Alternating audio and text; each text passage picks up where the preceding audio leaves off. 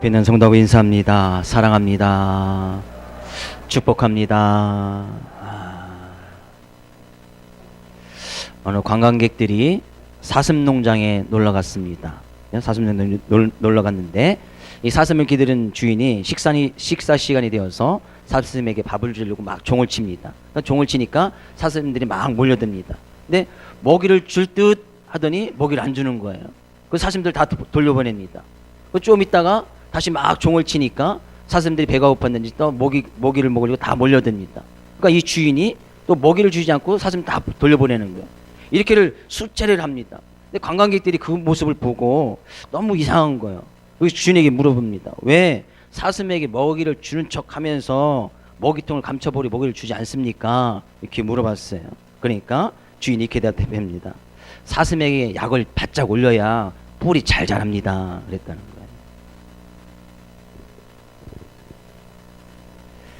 하나님의 전신갑주를 취하라는 말씀을 저희들이 살펴보고 있습니다. 하나님의 전신갑주. 왜 우리는 하나님의 전신갑주를 취해야 될까? 진리의 허리띠를 띠고 의의 오심경을 붙이고 평안의 복음의 신을 신고 믿음의 방패를 가지고 구원의 투구를 쓰고 성령의 검을 가져야 되는 것이 전신갑주입니다. 이 전신갑주를 취하는 이유는 너무나 간단합니다. 우리가 지난 시간에 쭉 살펴보았듯이 사단의 괴계를, 사단의 유혹을, 악한 마귀의 유혹을 이겨내기 위해서, 그런 악한 마귀들과 싸우는 그런 전쟁에서 승리하기 위해서다. 이런 전신갑주를 한마디로 표현하면 이 모든 것을 완전히 어떤 군인의 모습에 표현해서 하고 있지 않습니까? 허리띠, 방패, 무기, 이것을 한마디로 이야기하면 군사의 모습처럼 이야기를 하고 있습니다. 그래서 오늘 본문 말씀에 가서 보면 너는 그리스도의 예수의 좋은 병사로 나와 함께 고난을 받으라. 이 하나님의 전신갑주를 한마디로 이야기하면 그리스도 예수의 좋은 병사가 되는 거예요. 병사는 군인을 이야기합니다. 군사를 이야기한단 말이죠. 전쟁터에 나와서 지금 막 싸울 준비 태세를 다 갖춘 사람, 싸워서 준비 태세를 갖춘 사람이 병사고 군인입니다.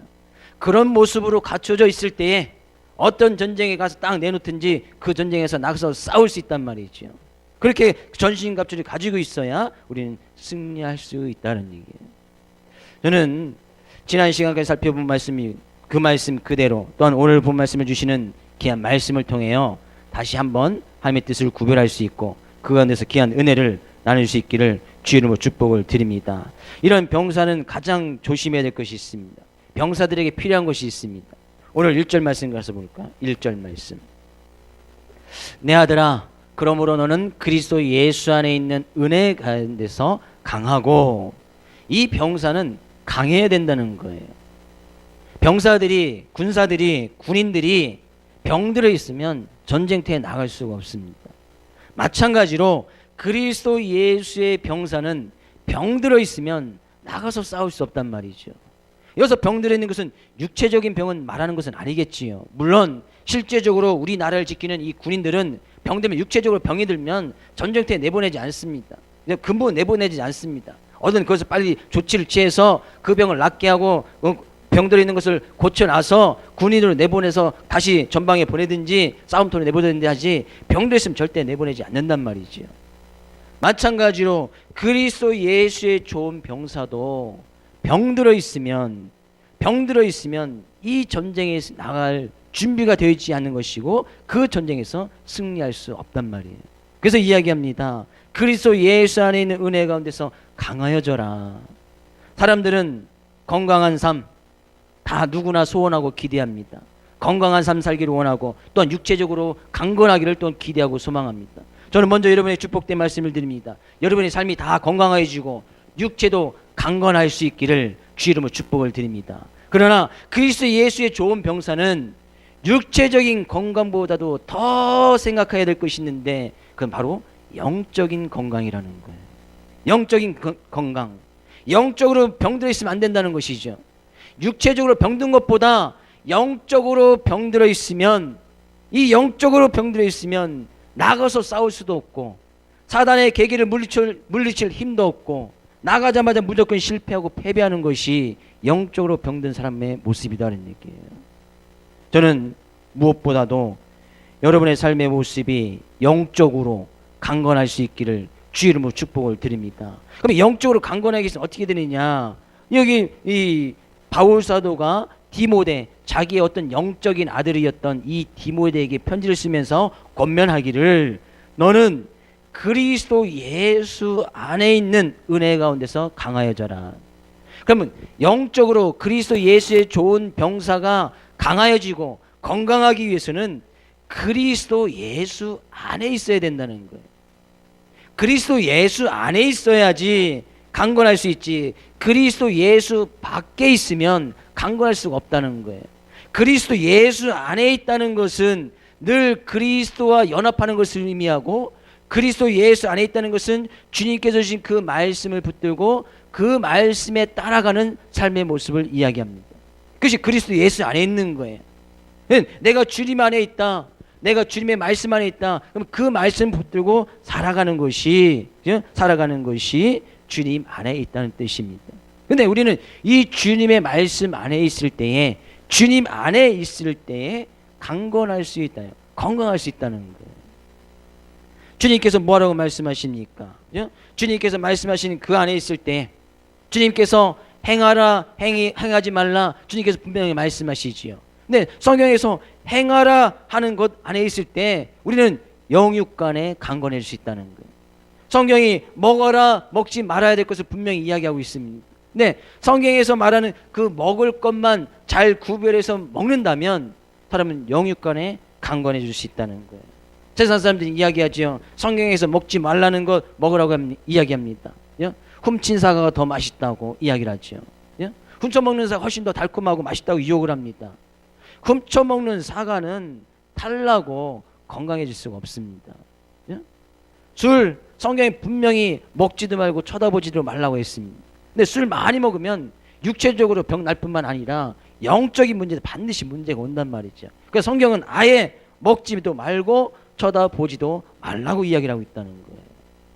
그래야 우리 영적으로 강건해질 수 있단 말이죠. 그것이 주니 예수 안에 있는 것이다.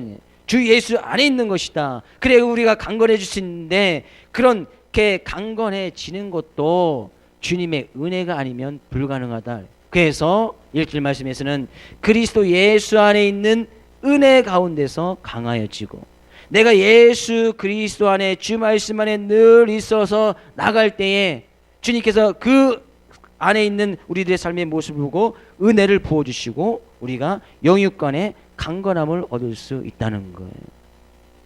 다시 한번 축복된 말씀을 드립니다.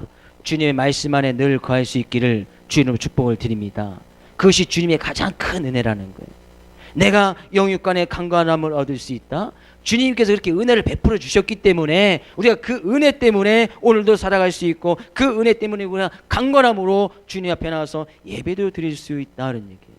성경이 이야기합니다. 건강한 가정, 행복한 가정, 그죠? 주님 안에 있을 때 건강한 가정, 행복한 가정이 될 수 있습니다. 아내들은 주 안에서 남편에게 늘 순종하고, 남편들은 자기의 목숨같이 아내들을 사랑할 때에 그 가정은 건강하고 회복되어진단 말이죠. 건강하고 또한 행복한 가정이 될 수 있단 말이에요. 이것이 주님의 말씀입니다.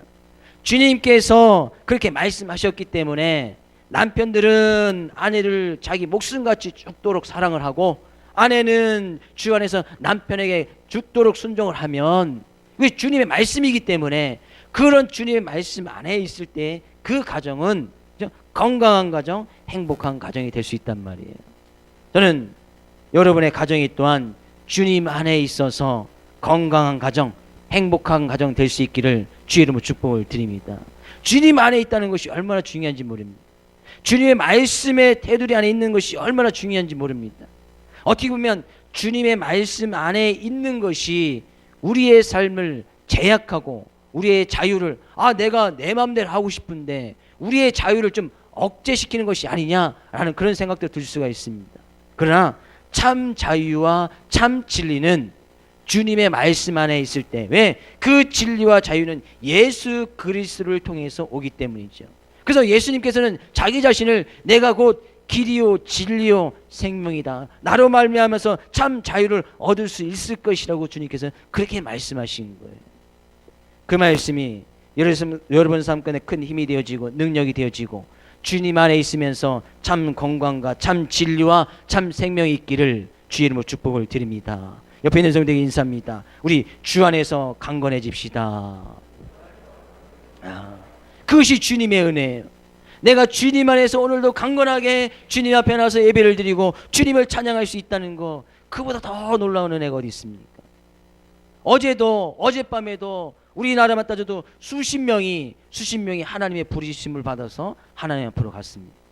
어젯밤에도, 오늘 아침에도 수십 명이 하나님의 부르심을 받아서 하나님 앞으로 갔을 거예요. 전 세계적으로 따져 보면 수백 명, 수천 명이 될 거예요. 순간 몇 분 안에도 수백 명씩 하나님의 부르심을 간단 말이죠.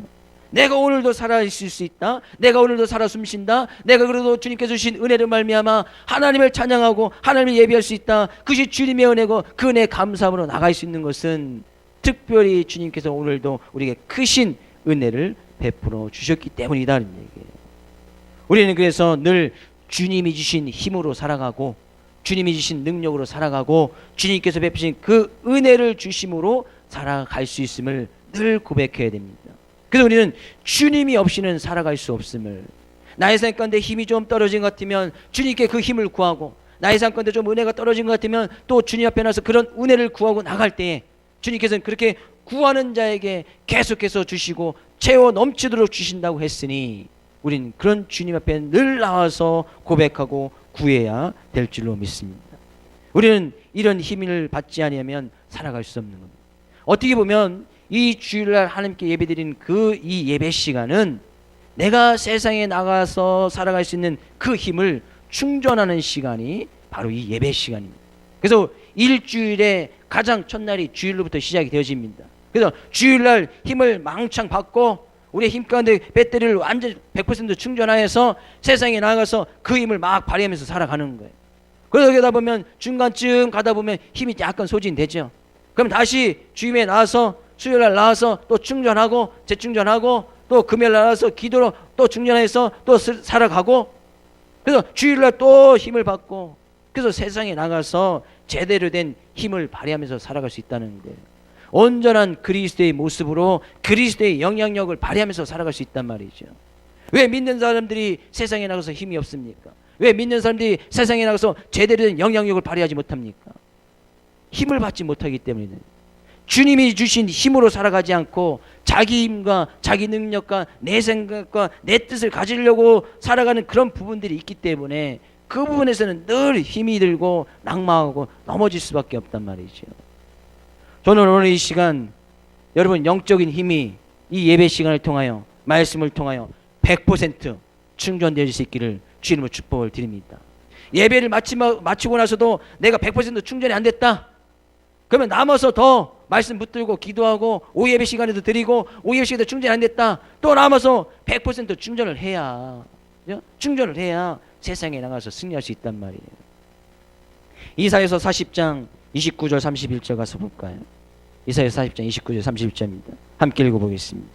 피곤한 자에게는 능력을 주시며 무능한 자에게는 힘을 더하시나니 소년이라도 피곤하며 곤비하며 장정이라도 넘어지며 쓰러지되 오직 여호와를 앙망하는 자는 새 힘을 얻으리니 독수리가 날개치며 올라감 같을 것이요 다른 박질하여도 곤비하지 아니하겠고 걸어가도 피곤하지 아니하리라. 삶 가운데 행여나 피곤하신 분 계십니까? 삶 가운데 힘이 떨어지는 분 계십니까? 아무리 힘센 장정이라 할지라도 힘을 다하면 세상에 살아가 보면 그 힘을 소진할 수밖에 없습니다.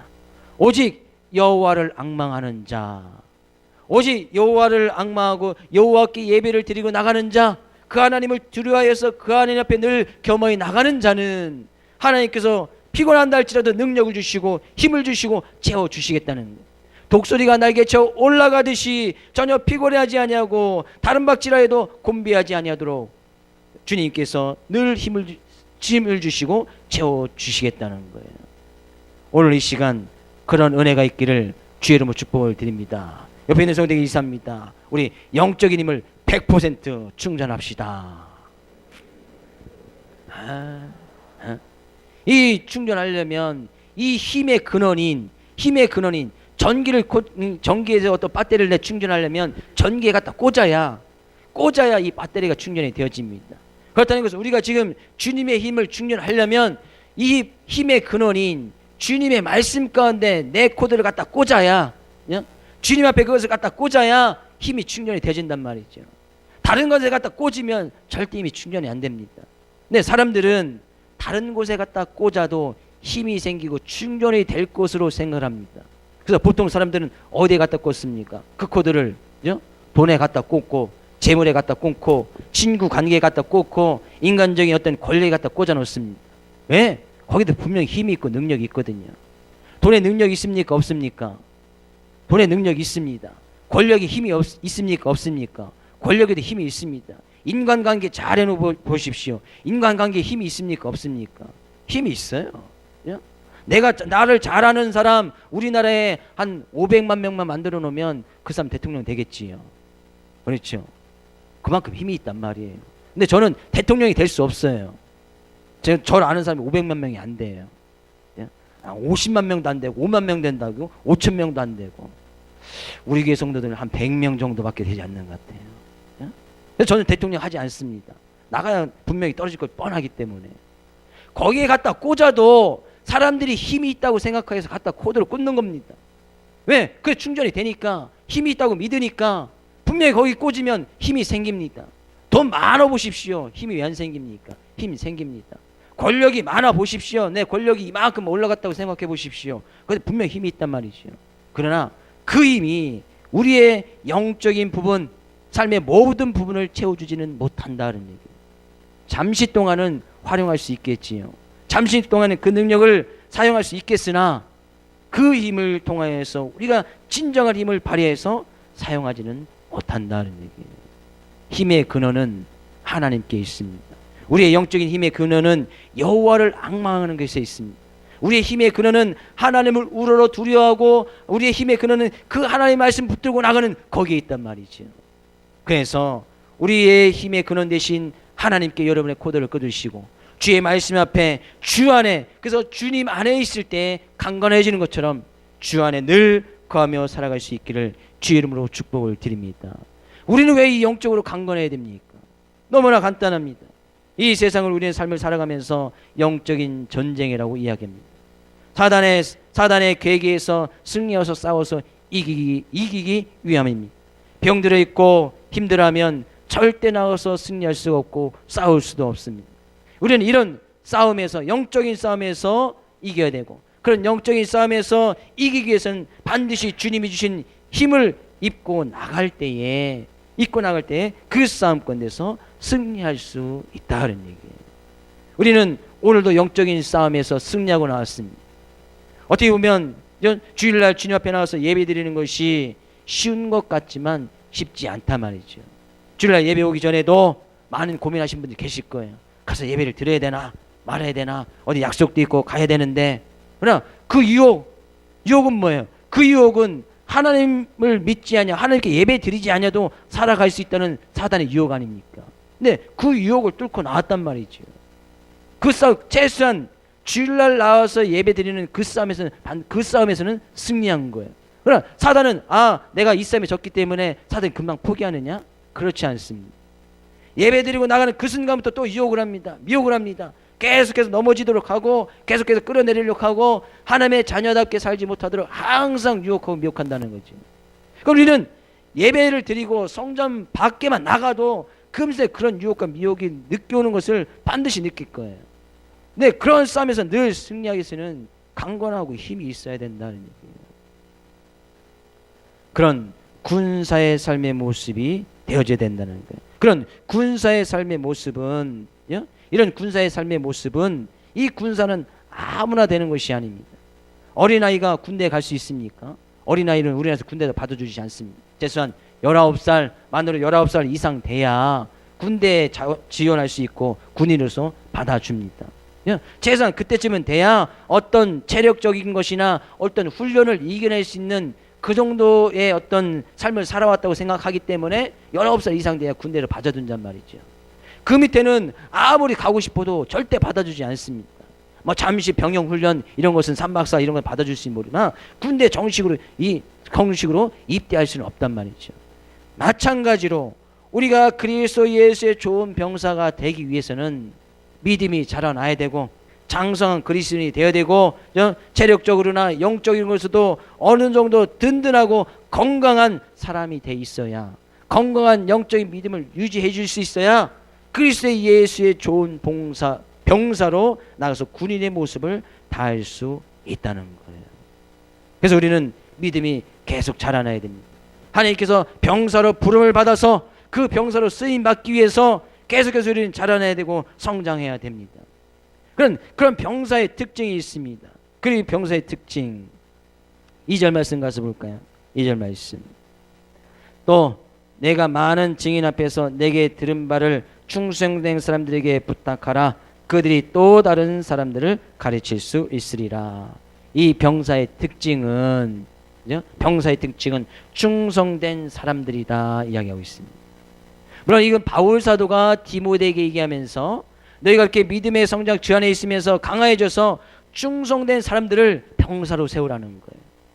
군인에 있어서 가장 중요한 어떤 군기라고 할까요? 그것은 충성입니다. 그래서 위에서 상부에서 이야기하면 무조건 따라야 되는 것이 군인입니다. 무조건 따라야 되는 것이 군인이에요. 근데 이 군인에 있어서 가장 큰 군기, 이 바로 충성이 그리스도 예수의 병사된 우리들의 삶의 모습에서도 그대로 유지된단 말이죠. 말씀하시면 그대로 따라 순종하는 것이 이 군인의 특징이란 말이죠. 그리스도 예수 안에 있다. 주님께서 말씀하시면 그 말씀에 그대로 충성하며 나가는 것이, 충성한다고 하면 내가 지는 것 같고 내가 굴복하는 것 같지만 충성한다고 하는 것은 말씀을 그대로 따라가는 것이다는 얘기. 주님께서 말씀하실 때 그 말씀을 지켜나가는 것이고, 말씀하지 않으면 가지 않는 것이고, 말씀하시면 그 말씀하신 것을 먹으면 말씀하신 것을 먹는 것이고, 말씀할 때 먹지 말라 했으면 먹지 않는 것. 이것이 병사들의 충성된 모습이다는 말이죠. 성경 가운데서 우리들의 삶 가운데서 행해야 될 것, 하지 말을 것 얼마나 많은 것을 이야기를 하고 있습니까? 근데 그 말씀 그대로 지켜나가는 것이 충성된 모습이고, 그 말씀을 지켜나가는 사람들을 그리스도 예수의 좋은 병사다, 좋은 병사다는 얘기예요. 군대에서도 나쁜 병사, 좋은 병사 있습니다. 나쁜 병사는 뭐예요? 상부에서 이야기하면, 위에서 상관이 이야기하면 듣지 않는 병사, 항상 고문관이라고 이야기했죠. 문제 있는 병사라고 이야기합니다.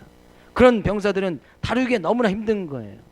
맨날 그렇다고 요즘 군대에서 때리기랍니까? 때릴 수가 있습니까?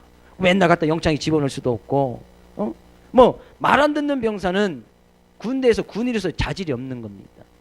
마찬가지로 우리가 그리스도 예수의 좋은 병사라는 것은, 좋은 병사가 되기 위해서는 그 말씀 그대로 따라가는 것이 좋은 병사가 되어진다는 거예요. 저는 여러분에게 축복된 말씀을 드립니다. 여러분 모두가 그리스도 예수의 좋은 병사가 될 수 있기를 주의 이름으로 축복을 드립니다. 옆에 있는 분들에게 인사합니다. 우리 좋은 병사가 됩시다. 좋은 병사는 충성하는 겁니다.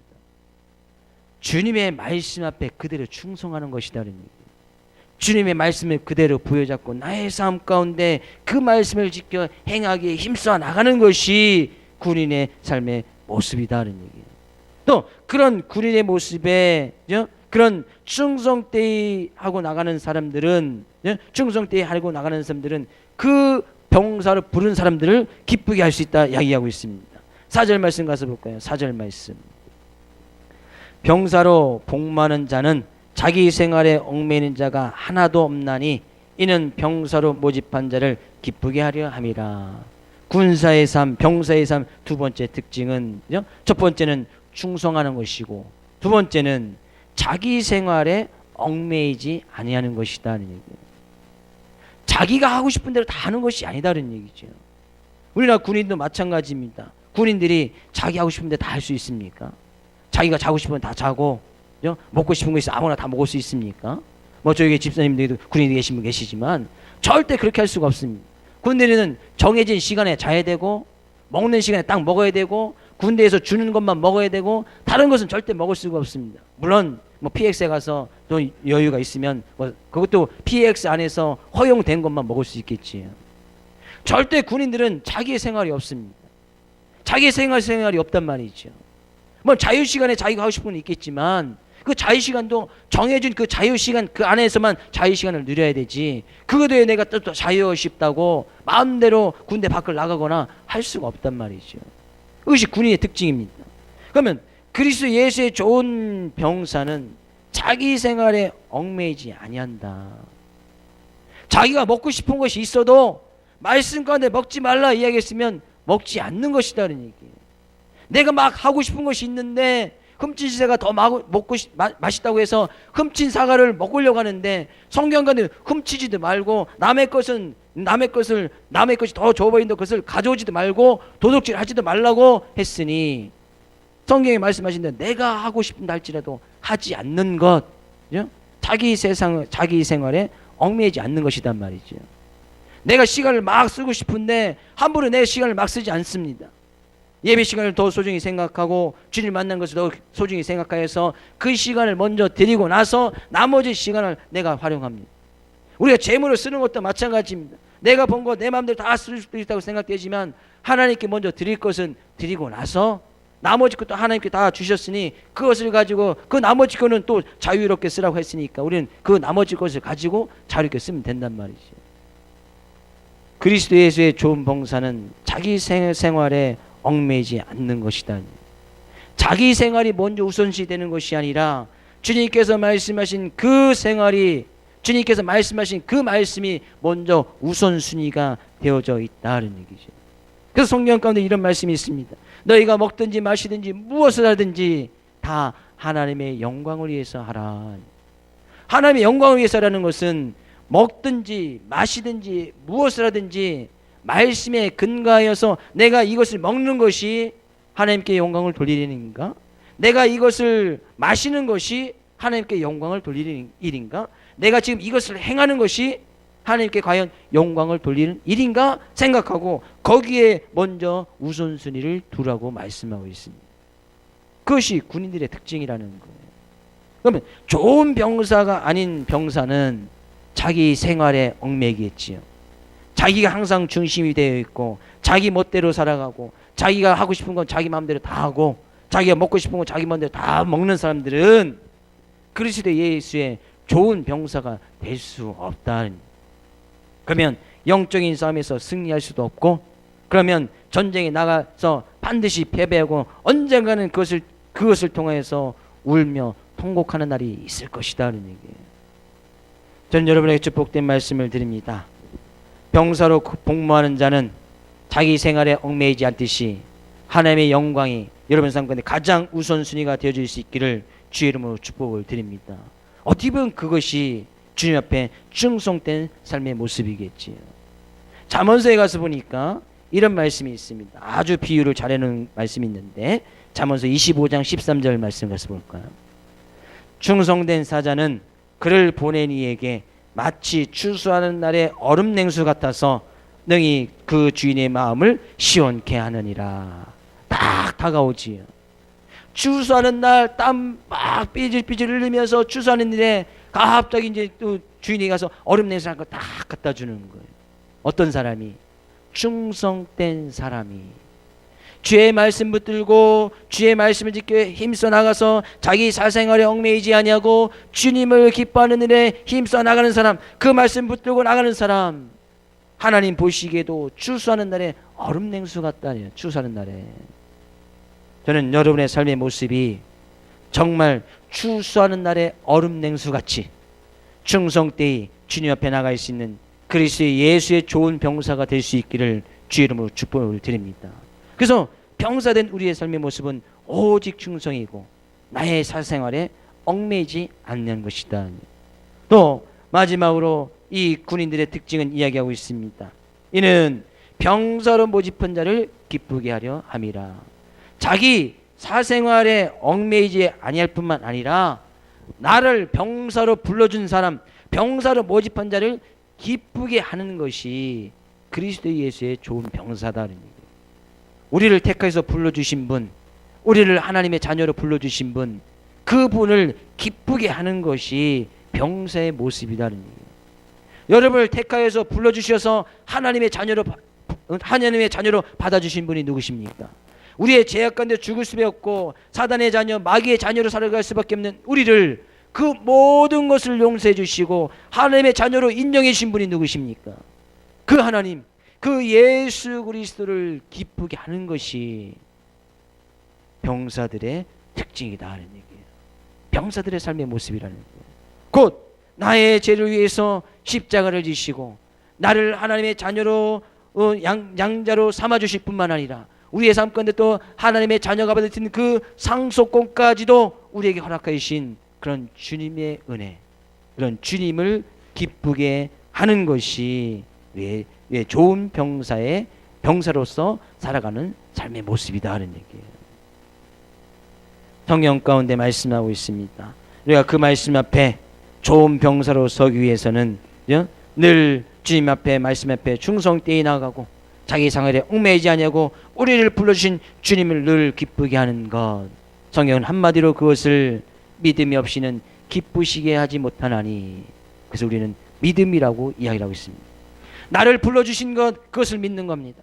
나의 죄를 위해서 십자가를 지신 그 주님을 믿고 나의 죄를 위해서 그 모든 것을 온갖 고난과 모진 모욕을 당하신 그 예수님 믿고 그 주님을 부활하시고 다시 이 세상에 재림하여 오실 것이라는 그분을 믿는 그 믿음, 그 믿음을 가지고 내가 주의 말씀을 지켜 열심히 충성되이 살아가고 내가 그 믿음을 지켜 그리스도의 좋은 병사로 서기 위해서 내 사생활에 얽매이지 아니하고 하나님의 영광을 돌리는 일에 충성되이 나가는 그 믿음, 그런 믿음을 보여줄 때 주님은 기뻐한다는 얘기예요. 주님만 기뻐하고는 것으로 끝나느냐? 아니다는 얘기예요.